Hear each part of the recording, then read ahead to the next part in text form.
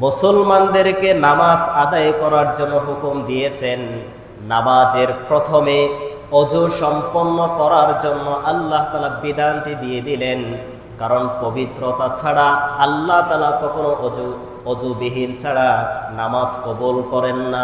আমরা যদি প্রত্যেকটি নামাজের শুরুতে সুন্দরভাবে যদি অজু সম্পন্ন করতে পারি, তাহলে আমাদের নামাজটাও আল্লাহ তাআলা কবুল করে নেবেন। পবিত্রতা এবং পরিষ্কার পরিচ্ছন্নতাবিহীন নামাজ আল্লাহ তাআলা কবুল করেন না।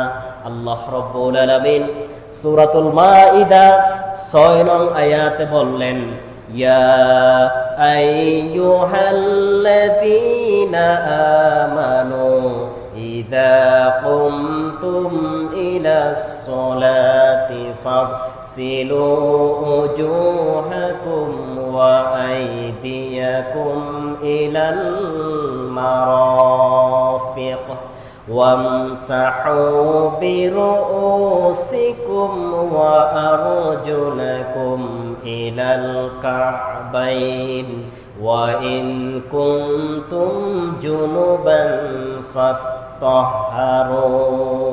আল্লাহ রাব্বুল আলামিন কুরআনুল কারীমের মাধ্যমে অজুর প্রধানত 4টি ফরজ বিষয়ে জানিয়ে দিলেন। তোমরা পরিষ্কার পরিচ্ছন্নতার মধ্য দিয়ে মুখমণ্ডল ধৌত করো, 2 হাতের কনুই পর্যন্ত ধৌত করো, মাথা মাসেহ করো, 2 পায়ে ধৌত করো। এই 4টি অজুর বিধানটি মান্য করে সুন্নাত সহ এড করে দিয়ে পরিষ্কার পরিচ্ছন্নতার মধ্য দিয়ে অজু সম্পন্ন করার পরে অপবিত্র থেকে পবিত্র হয়ে তারপর নামাজের জন্য দাঁড়িয়ে যাও, মসজিদে রওনা করো। আমরা অনেকেই ভুল করে ফেলি, তাড়াহুড়া করার মধ্য দিয়ে অজু করার জন্য চেষ্টা করি, যার কারণে পরিপূর্ণভাবে আমরা অজুটা কমপ্লিট করতে পারি না। তাড়াহুড়া করার কারণে হাতের পশম শুকানো অবস্থায় থেকে যায়, ভিজা অবস্থায় না গিয়ে শুকনো অবস্থায় রয়ে যায়। মুখমণ্ডল সুন্দর করে ধৌত না করার কারণে পরিপূর্ণভাবে চেহারা ধৌত হয় না। এই জন্য আমরা সময় দিয়ে দৃঢ়তার সাথে এবং খুব সতর্কতার মধ্য দিয়ে আমরা যদি অজুটা কমপ্লিট করতে পারি, তাহলে আমরা নামাজে যদি দাঁড়িয়ে যাই, এই নামাজটি আল্লাহ রাব্বুল আলামিন কবুল করে নেবেন এবং আমাদের মনের একাগ্রতা চলে আসবে। আল্লাহ রাব্বুল আলামিন কুরআনুল কারীমের মাধ্যমে সে কথাটাই আমাদেরকে জানিয়ে দিলেন, যে বিধানটি পালন করার জন্য সর্বপ্রথম অজু সম্পন্ন করো। পরিপূর্ণভাবে অজু করার কারণে তোমাদের নামাজগুলো আমি কবুল করে নিব। সুবহানাল্লাহ। আল্লাহ তাআলা বলছেন, নামাজের যে প্রারম্ভে সর্বপ্রথম তোমাদের প্রয়োজন অজু সম্পন্ন করা। আমরা তাড়াহুড়া করার কারণে পরিপূর্ণভাবে আমরা অজুটা শেষ করতে পারি না। এজন্য সময় দিয়ে দৃঢ়তার সাথে সতর্কতার সাথে আমরা অজুটা শেষ করবো ইনশাআল্লাহ। কারণ নবী করিম সাল্লাল্লাহু আলাইহি ওয়াসাল্লাম বলেছেন, লা তুকবালু সালাতিন বিগাইরি তুহুর, পবিত্রতাবিহীন সে নামাজ আল্লাহ তাআলা কবুল করেন না। এই হাদিসের তুহুর শব্দের আরেকটি ব্যাখ্যায় এসেছে, এটা ওয়াদু, অর্থাৎ অজুবিহীন পবিত্রতাবিহীন সে নামাজ আমি কবুল করতে পারি না। এজন্য এত কষ্ট করে আমরা মসজিদে আসি, এত কষ্ট করে আমরা নামাজ পড়ি, কিন্তু সে নামাজটাই যদি আল্লাহ তাআলা কবুল না করে, এত কষ্টের ফল আমরা আর পাবো না। এজন্য আমাদের অজুটা করার সময় খুব সতর্কতার সাথে আমরা করব ইনশাআল্লাহ। এবং অজু সমাপ্তি করার পরে বিসমিল্লাহ বলে অজু শুরু করার পরে শেষে নবী করিম সাল্লাল্লাহু আলাইহি ওয়াসাল্লাম একটি দোয়া পড়তেন, যে দোয়ার কারণে নবী করিম সাল্লাল্লাহু আলাইহি ওয়াসাল্লাম বলেছেন, ওই সমস্ত বান্দাদের জন্য, মুসল্লিদের জন্য আল্লাহ তাআলা 8টি জান্নাতের দরজা খুলে দেওয়া হবে। তার যেই ইচ্ছা সেই ইচ্ছা অনুযায়ী জান্নাতের সেই দরজা দিয়ে প্রবেশ করার সক্ষমতা আমি তাকে দান করব। সুবহানাল্লাহ। অজু করার পরে এই একটি দোয়া যদি আমরা পাঠ করতে পারি, আল্লাহর জান্নাতের 8টি দরজা আমাদের জন্য উন্মুক্ত করে দিবেন। হাদিসের মধ্যে এসেছে যে দোয়াটি পাঠ করলে 8টি দরজা আল্লাহ তাআলা খুলে দিবেন। সেই দোয়াটি হচ্ছে, আল্লাহুম্মা জাআলনি মিনাত তাওয়াবিন ওয়া জাআলনি মিনাল মুতাতাহহিরিন। এই ছোট্ট একটি দোয়া আমরা যদি পাঠ করতে পারি, আল্লাহর সেই প্রাপ্য সেই নেয়ামত 8টি দরজা আমাদের জন্য খুলে দেয়া হবে। আল্লাহুম্মা জাআলনি মিনাত তাওয়াবিন ওয়া জাআলনি মিনাল মুতাতাহহিরিন। এই ছোট্ট একটি দোয়া আমরা মুখস্থ করার চেষ্টা করব এবং প্রত্যেক 5 ওয়াক্ত নামাজের যে অজু আমরা করি, অজুর পরে পরে এই দোয়াটি আমরা পাঠ করব ইনশাআল্লাহ। আল্লাহ তাআলা আমাদেরকে আমল করার তৌফিক দিক, সবাই বলি আমিন। এরপর আল্লাহ রাব্বুল আলামিন, আমরা অনেকেই নামাজের জন্য যে পবিত্রতা প্রয়োজন, এটা আমরা পরিষ্কার পরিচ্ছন্নতার মধ্য দিয়ে আমরা নিজেদেরকে পবিত্র করতে পারি না, যার কারণে দেখবেন মনের মধ্যে অনীহা আসে। শরীরের অপবিত্রতা থাকার কারণে তার মন আল্লাহর দিকে ঝুঁকে কম, মনের মধ্যে অলসতা চলে আসে, দুর্বলতা চলে আসে। যদি আমরা পরিষ্কার পরিচ্ছন্ন এবং পবিত্রতা দিয়ে যদি মসজিদে যেতে পারি, নামাজ আদায় করার জন্য যদি আমরা দাঁড়াতে পারি, তাহলে আল্লাহ রাব্বুল আলামিনের সেই দয়ায় এবং সেই রহমতে আমাদের মনের দৃঢ়তা আসবে বেশি ইনশাআল্লাহ। এরপরে নবী করিম সাল্লাল্লাহু আলাইহি ওয়াসাল্লাম বলেছেন, আমরা ওযু শেষ করলাম, নামাজে প্রবেশ করলাম, মসজিদে প্রবেশ করলাম, অসংখ্য মুসল্লিকে দেখবেন মসজিদে এসে বিভিন্ন যেগুলো অপ্রয়োজনীয় কথা বার্তা, এগুলো আমরা বলতে থাকি, পরস্পর আমরা কথাগুলো বলতে থাকি। বিশেষ করে জুমার দিনেও এই চিত্রটা দেখা যায়। নবী করিম সাল্লাল্লাহু আলাইহি ওয়াসাল্লাম খুব কঠিন হুঁশিয়ার সাবধানতা অবলম্বন করে দিয়েছিলেন। একজন মুসল্লি যখন মসজিদে প্রবেশ করবে, সে আল্লাহর কথা ছাড়া, ইসলাম পালন করা ছাড়া, তাসবিহ তাহলিল পাঠ করা ছাড়া অন্যান্য অপ্রাসঙ্গিক কোনো কথা বার্তা তারা যাতে না বলে। কিন্তু এই হাদিস এবং এই ইসলামিক প্রেক্ষাপটকে লক্ষ্য করে নিয়ে আমরা বিভিন্ন জায়গায় আবার লিখে দেই যে মসজিদে দুনিয়াবি কথা বলা নিষেধ। আমরা সুযোগে সদ্ব্যবহার করি, বিভিন্ন দেওয়ালে লেখা থাকে যে মসজিদে দুনিয়াবি কথা বলা নিষেধ। এটা কিন্তু আবার হাদিসের সাংঘর্ষিক। কেন জানেন? কারণ নবী করিম সাল্লাল্লাহু আলাইহি ওয়াসাল্লাম দুনিয়ার অপ্রাসঙ্গিক কথা না বলার জন্য মসজিদে এটা বলেছেন, কিন্তু ইসলামিক খেলাফত, ইসলামিক রুলস, মুসলমানদের করণীয় বর্জনীয় এবং বর্তমান প্রেক্ষাপট সমসাময়িক এই বিষয়গুলো মসজিদে সিদ্ধান্ত দেওয়া হতো। নবী করিম সাল্লাল্লাহু আলাইহি ওয়াসাল্লামের আমলে, সাহাবায়ে কেরামের জামানায় কোনো প্রকার পার্লামেন্ট ছিল না, সংসদ ভবন ছিল না। তৎকালীন সময়ে রাষ্ট্রীয় ঘোষণা দেওয়া হতো মসজিদ থেকে, মসজিদের মিম্বর থেকে রাষ্ট্রীয় ঘোষণা দেওয়া হতো। তো আমরা যদি এটা লিখে দেই যে মসজিদে দুনিয়াবি কথা বলা নিষেধ, এটা ওই হাদিসের বিপরীতে চলে যাবে। এটা আপনি বলতে পারেন কোনো প্রকার অপ্রাসঙ্গিক, যেটা প্রয়োজন নাই, এরকম কথা অহেতুক মসজিদে বলা নিষেধ। সুতরাং আমরা অপ্রাসঙ্গিক, যেটা প্রয়োজন নাই, যেটার বাস্তবতা নাই, এরকম কোনো কথাবার্তা আমরা পরস্পর আলাপ করব না। এরপরে নবী করিম সাল্লাল্লাহু আলাইহি ওয়াসাল্লাম বলেছেন, অসংখ্য মুসল্লিরা আছে নামাজে যায় কিন্তু তারা নামাজে চুরি করে বেশি। সাহাবায়ে কেরাম প্রশ্ন করলেন যে ইয়া রাসূলুল্লাহ, বিভিন্ন জিনিস, দ্রব্য, বিভিন্ন বস্তু মানুষরা এগুলো চুরি করে ঠিক, কিন্তু নামাজ তো চুরি করার সুযোগ নাই, নামাজে কিভাবে একজন মুসল্লি চুরি করতে পারে? নবী করিম সাল্লাল্লাহু আলাইহি ওয়াসাল্লাম বলেছেন, অবশ্যই অসংখ্য মুসল্লি, মুসলমান, তারা নামাজ পড়বে ঠিক কিন্তু চুরি করবে বেশি। নবী করিম সাল্লাল্লাহু আলাইহি ওয়াসাল্লাম তিনি নামাজের চোর বিষয়ে হাদিসের মধ্যে বলে দিয়েছেন, আন আবি কাতাদা রাদিয়াল্লাহু তাআলা আনহু قال رسول الله صلى الله عليه وسلم আসওয়া আন-নাসি সরিকাতাল্লাযী ইয়াসরিকু মিন সলাতিহি। অসংখ্য মুসল্লি নামাজের মধ্যে চুরি করবে। সাহাবায়ে কেরাম প্রশ্ন করলেন, ক্বালু ইয়া রাসূলুল্লাহি ওয়া কাইফা ইয়াসরিকু মিন সলাতিহি ইয়া রাসূলুল্লাহ, একজন মুসল্লি নামাজের মধ্যে কিভাবে চুরি করতে পারে? তখন তাদের জবাবে নবী করিম সাল্লাল্লাহু আলাইহি ওয়াসাল্লাম বলে দিলেন, ক্বালা লা ইউতিম্মু রুকুআহা ওয়ালা সুজুদাহা। অসংখ্য মুসল্লি নামাজ পড়বে ঠিক, কিন্তু সুন্দর করে রুকু আদায় করবে না, সুন্দর করে সাজদা করবে না, তাড়াহুড়া করে রুকু এবং সাজদা দিয়ে নামাজ সমাপ্তি করে ফেলবে। এরাই হচ্ছে সবচাইতে বড় নামাজচোর। নাউযুবিল্লাহ। নবী করিম সাল্লাল্লাহু আলাইহি ওয়াসাল্লাম বললেন, লা ইউতিম্মু রুকুআহা ওয়ালা সুজুদাহা। নামাজে সেই সমস্ত চোর যারা সুন্দর করে রুকু করতে পারবে না, সুন্দর করে সাজদা করতে পারবে না, হুটহাট করে রুকু দিয়ে সাজদা দিয়ে কোন রকম সালাম ফিরিয়ে নামাজ শেষ করে ফেলে, এরা হচ্ছে সবচাইতে নামাজের মধ্যে বড় চোর।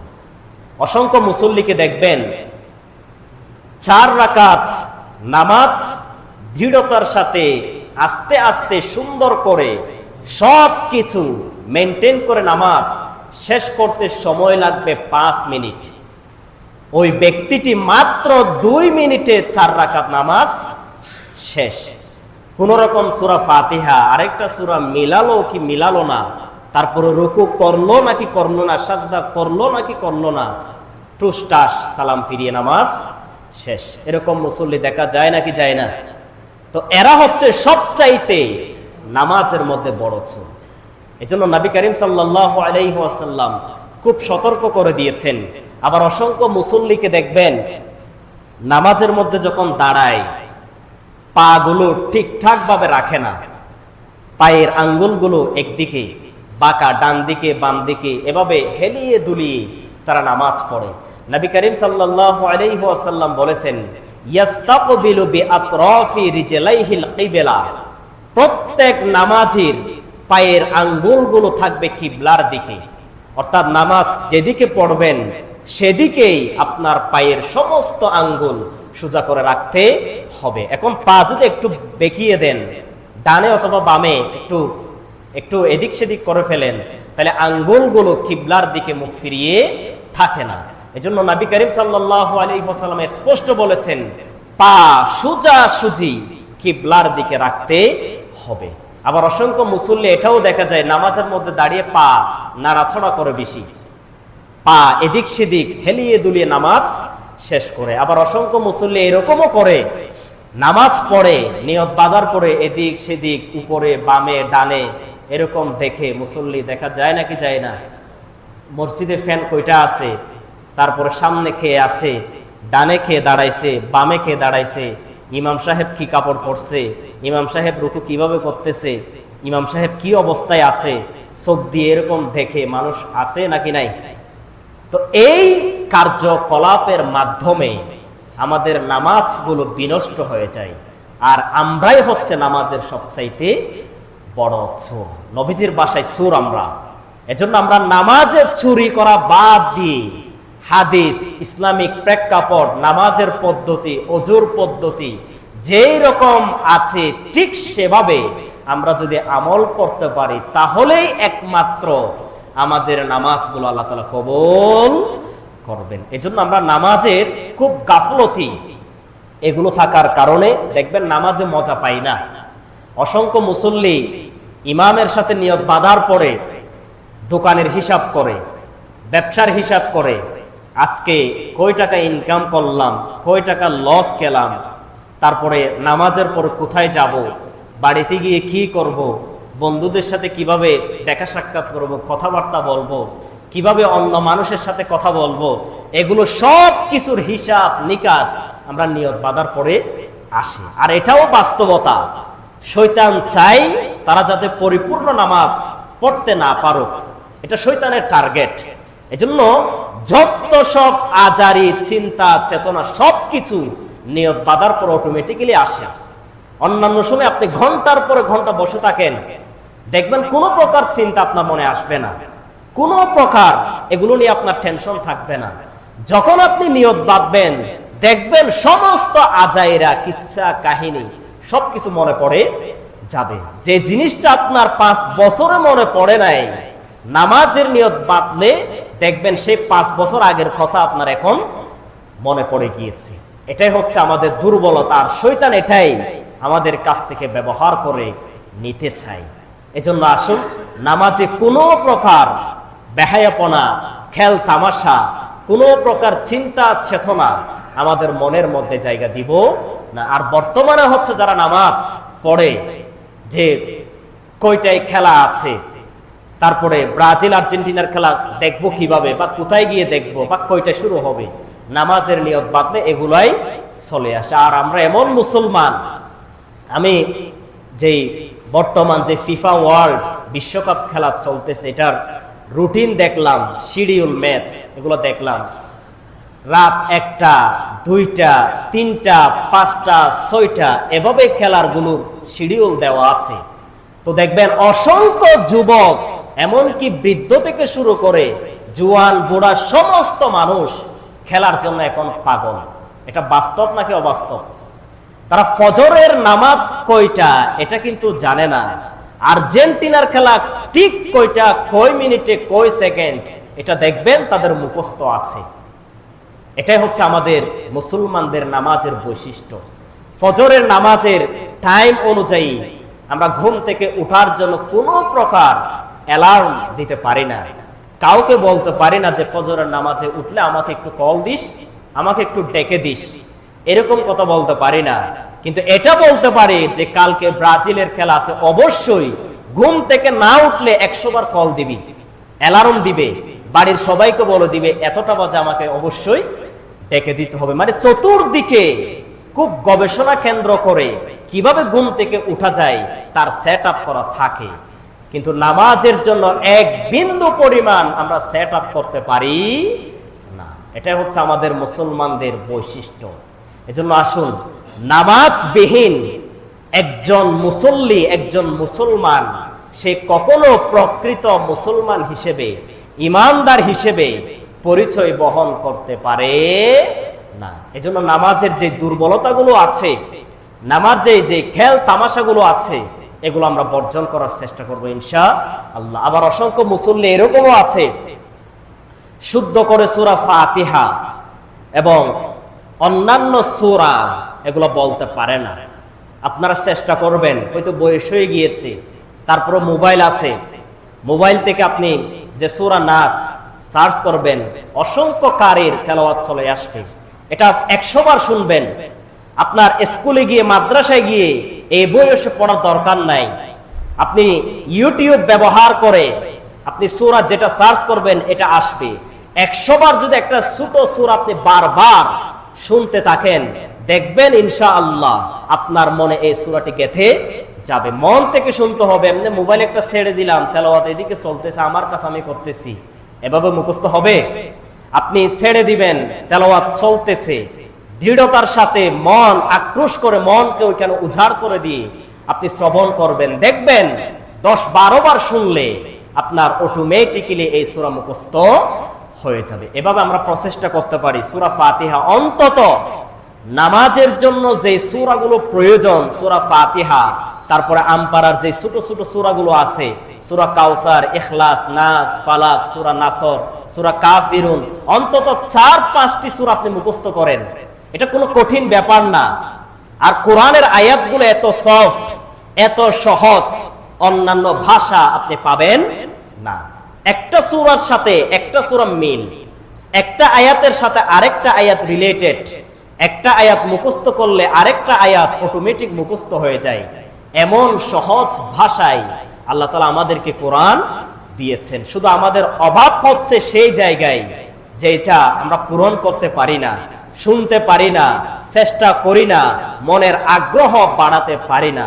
এটাই হচ্ছে আমাদের দুর্বলতা, কিন্তু এটা কঠিন বিষয় নয়। এজন্য যারা নামাজ আমরা নিয়মিত পড়ি, আমরা অন্তত যে ছোট ছোট সূরাগুলো প্রয়োজন, এই সূরাগুলো আমরা শুদ্ধভাবে শুনবো এবং মুখস্থ করার চেষ্টা করবো ইনশাআল্লাহ। আর বাচ্চাদেরকে হিফজখানায় দিবেন, এখানে তো আপনাদের হিফজখানা আছেই, আপনাদের বাচ্চাদেরকে হিফজখানায় দিবেন, এদের থেকে শুনবেন। আপনার সন্তানকে বলবেন যে আজ আমাকে সূরা ইখলাসটা শোনাও। আপনার সন্তান থেকে আপনি শিখবেন, এটা লজ্জার বিষয় নয়। এভাবে আমরা সূরাগুলো প্র্যাকটিস করব ইনশাআল্লাহ। এরপরে নামাজে যেই তাসবিহ গুলো আছে, সুবহান রাব্বিয়াল আযীম, সুবহান রাব্বিয়াল আ'লা, এগুলো শুদ্ধভাবে তেলাওয়াত করব, শুদ্ধভাবে পড়ব। অসংখ্য মুসল্লি আছে এমন যে সুবহান রাব্বিয়াল আযীম, সুবহান রাব্বিয়াল আযীম এভাবে 3 বার 1 সেকেন্ডে শেষ, অন্তত 3 বার এগুলো পাঠ করতে হয়। আমরা এমন ভাবে পাঠ করে 1 সেকেন্ডে 3 তাসবিহ শেষ, যার কারণে রুকু পরিপূর্ণ হয় না, সাজদা পরিপূর্ণ হয় না। সুবহান রাব্বিয়াল আ'লা, সুবহান রাব্বিয়াল আ'লা এরকম বলে নাকি বলে না? কথা বলেন, বলে নাকি বলে না? অর্থ পাল্টে যাবে, বরং সওয়াবের তুলনায় আমাদের আমলনামায় গুনাহযোগ হবে। সুবহান রাব্বিয়াল আ'লা, সুবহান রাব্বিয়াল আযীম এভাবে আস্তে আস্তে 3 বার যদি পাঠ করেন, রুকুটা হবে আপনার 7 সেকেন্ড 10 সেকেন্ড, সাজদা হবে 7-10 সেকেন্ড, যার কারণে রুকু আর চুরি হবে না, সাজদা আর চুরি হবে না, নামাজটা হবে পরিপূর্ণ। সুবহানাল্লাহ। যত আপনি তাসবিহ তাহলিলে চুরি করবেন, নামাজে অটোমেটিক চুর হয়ে যাবে। এজন্য নামাজের যে তাসবিহ তাহলিল গুলো আছে, এরপরে 2 সিজদার মধ্যবর্তী আল্লাহুম্মা গফিরলি ওয়ারহামনি ওয়ারযুকনি, এগুলো আমরা তাসবিহ গুলো পাঠ করব। আমরা অনেকেই, এমনকি আমি অসংখ্য মসজিদে যে নামাজ পড়ি, যে অন্যান্য 5 ওয়াক্ত নামাজ মসজিদে পড়ি, দেখি অসংখ্য ইমাম সাজদা একটা থেকে উঠবে, 1 সেকেন্ডও আর বসে না, আবার আল্লাহু আকবার বলে আবার সাজদায় চলে যায়, নিজেও পড়ে না, মুসল্লিদেরকেও পড়ার সুযোগ দেয় না, এরকম ইমামও আছে। তো এজন্য আগে আমি বলি, ইমামদের নামাজ অবশ্যই পরিপূর্ণতার সাথে আদায় করতে হবে। যে ইমাম এই মধ্যবর্তী সময়টা দিতে পারে না, একজন মুসল্লি যদি চেষ্টাও করে এই তাসবিহগুলো আমি পাঠ করব, সে আর পাঠ করতে পারে না। এরকম ইমামও আছে, রুকুতে হুটহাট করে আবার উঠে আসে, সাজদায় হুটহাট করে শেষ করে দেয়। তো এই জন্য অসংখ্য মুসল্লিরাও নামাজে যে তাসবিহগুলো পড়ার প্রয়োজন, এগুলো তারা পরিপূর্ণভাবে পাঠ করতে পারে না। এজন্য নামাজের সেই গাফলতি আমাদের থেকে বাদ দেওয়া লাগবে। কারণ একজন মুসল্লি, একজন মুসলমান যখন পরিপূর্ণভাবে নামাজ আদায় করতে পারবে, তার সমস্ত আমল ভালো লাগবে। নামাজ ভালো না লাগলে অন্যান্য ইবাদতে সে মজা পাবে না। নামাজ মজা, অন্যান্য ইবাদতেও সেই মজা। এজন্য আল্লাহ রাব্বুল আলামিন বলেছেন, যারা নামাজে অলসতা করে, নামাজে দুর্বলতা প্রকাশ করে, শৈথল্যভাবে নামাজ শেষ করে, তারা আসলেই প্রকৃত নামাজ আদায় করার জন্য মসজিদে যায় না, তারা বরং মানুষদেরকে দেখানোর জন্য মসজিদে যায়। মানুষরা বলুক সে নামাজি, মানুষরা জানুক সে নামাজ পড়ে, এটা প্রকাশ করার জন্য তারা মসজিদে প্রবেশ করে।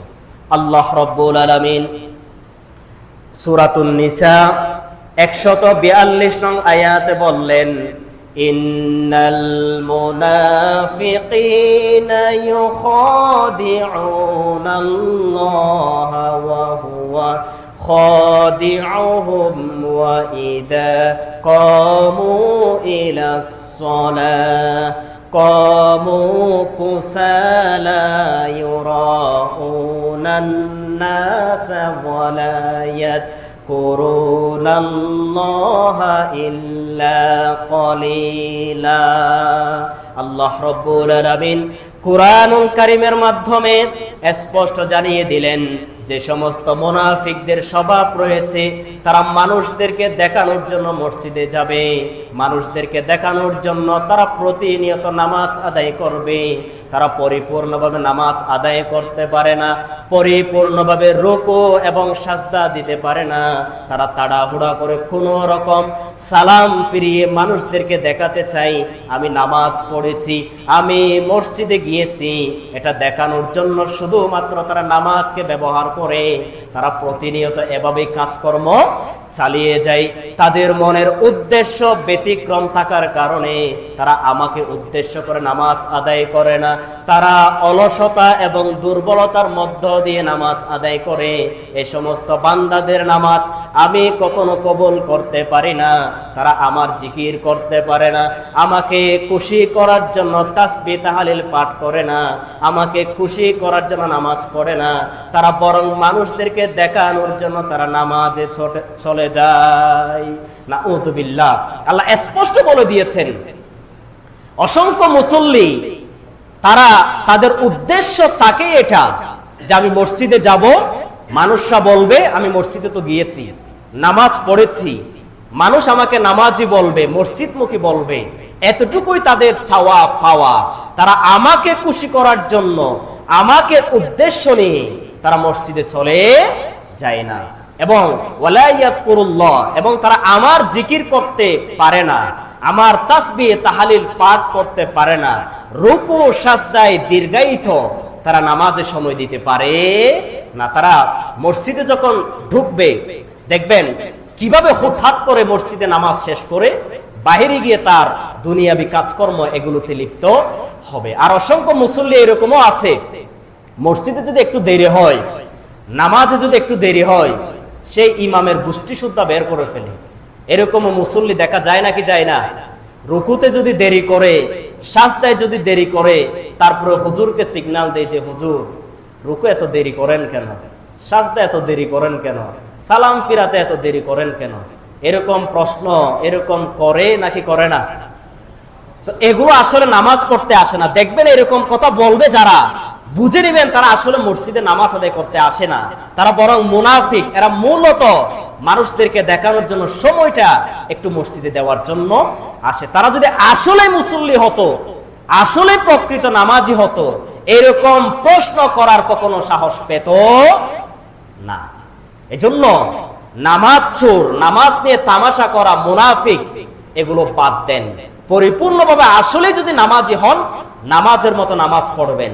আর আসলে যদি নামাজি না হন, আপনার মসজিদে আসার দরকার নাই। আপনি মসজিদে এসে বরং বিশৃঙ্খলা করেন, মসজিদে এসে বরং আরেকজন মুসল্লিকে কষ্ট দেন, আপনার মতো নামাজি আল্লাহ তাআলা চান না। হয়তো নামাজ ভালোভাবে পড়বেন, আর নাই তো পড়বেন না, আল্লাহ আপনাকে বিচার করবে, এটা ব্যাপারে কোনো সন্দেহ নাই। কারণ নবী করিম সাল্লাল্লাহু আলাইহি ওয়াসাল্লাম যতটা নরম ছিলেন ততটা কঠিন ছিলেন।